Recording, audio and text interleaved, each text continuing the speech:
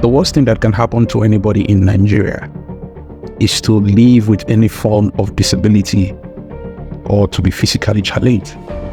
Because the way the system has been designed, it doesn't even favor regular people, not to mention people with some form of disability.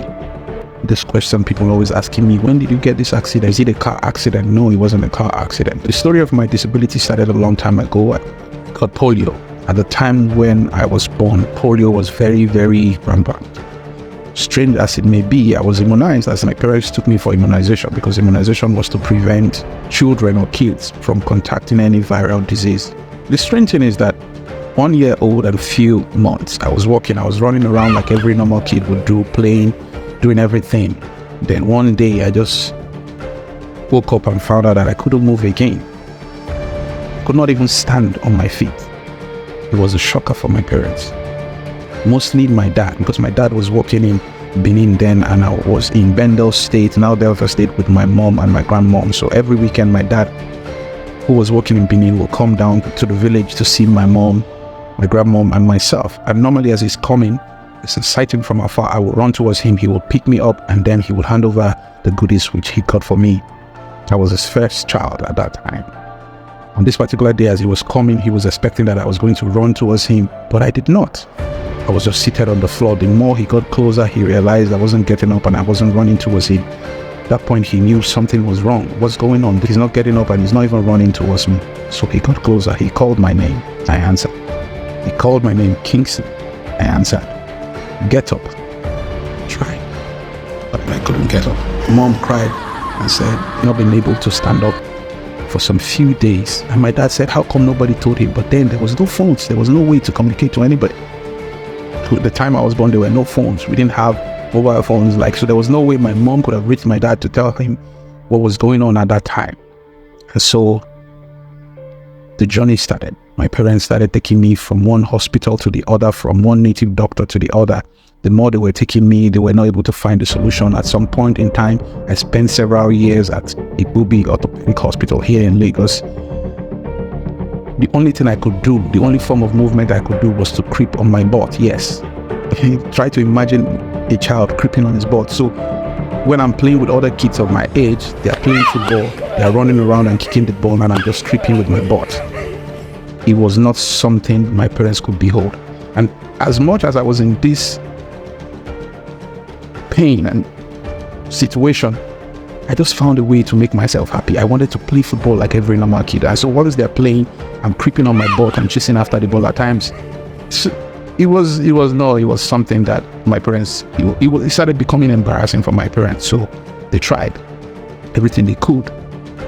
And so at some point, my grandmother started teaching me how to get up on my feet. It was an excruciating time. For like 5 years, the vein in my leg had already gone stiff. So even if I could stand, there's no way that leg would be able to stretch again. The vein was stiff.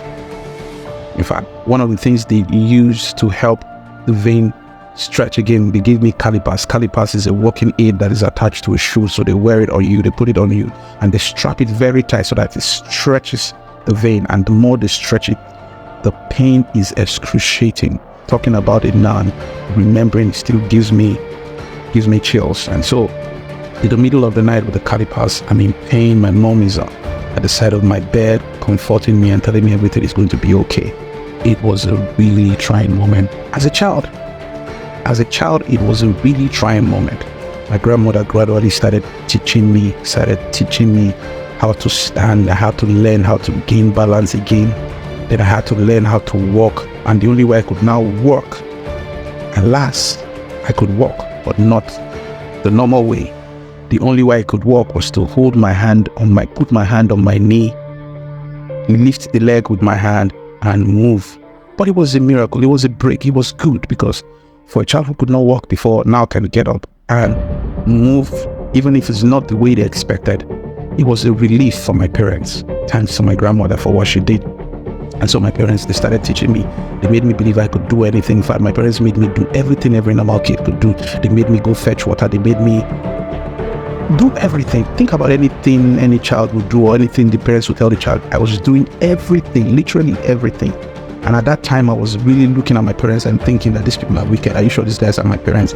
But today it paid off, because those things they did, those things they taught me, has made me a stronger person, made me believe that I am not disabled. Don't let anybody, in fact, don't sit down and feel sorry for yourself. Get up, work, do things. So that's the confidence I have today. The fact that my parents, my mom, my dad, even my younger siblings were able to give me that courage that I can do anything. But then, as much as I was doing it, I was still looking for miracles. I was looking for healing, because I was born in a Christian home. I went to church. Then one day I was listening to the radio, as I normally do, and I heard an announcement that Reinhard Bonnke, the German evangelist, was coming to Nigeria for a mega crusade. At the moment I had that announcement, I said, this is it. I'm finally going to get my miracle. And so on the day of the crusade came, I walked from Satellite Town, where I was living with my parents, then trekked all the way to Olympic Ground at Sonya bus stop. For those of you who know where that is, on the mainland in Lagos State. And I got to the venue and saw the massive crowd. I could not even see from where I was standing. I could not even see the stage, the podium where the evangelist Reinhard Bonnke was ministering. So I was forcing my way into the crowd, through the crowd, to get there. A man has received his healing. He can see. This one can walk. Everybody was getting healed. And I'm wondering, how come I'm not receiving my miracle? There was stampede everywhere. And a group of us fell into a very deep, dark ditch. At that point, I woke up, I heard screams, people screaming. In my head, I said, oh God, am I dead? With the screams I was hearing, I thought I was in hell. And I said, oh God, I came for a miracle. Now I'm dead. And I'm in hell. And just as I was thinking that, I heard a voice, everybody calm down. We're going to pull you out of the ditch one by one. And so they threw a rope into the ditch and they started pulling us one by one. The moment I got out of that ditch, I realized that my crutches is still inside the ditch. But somehow, I got my crutches and I got home that night. And that night, that was the day I decided, enough of this. I am done looking for miracles. I can do anything I want to do if I set my mind on it. Story.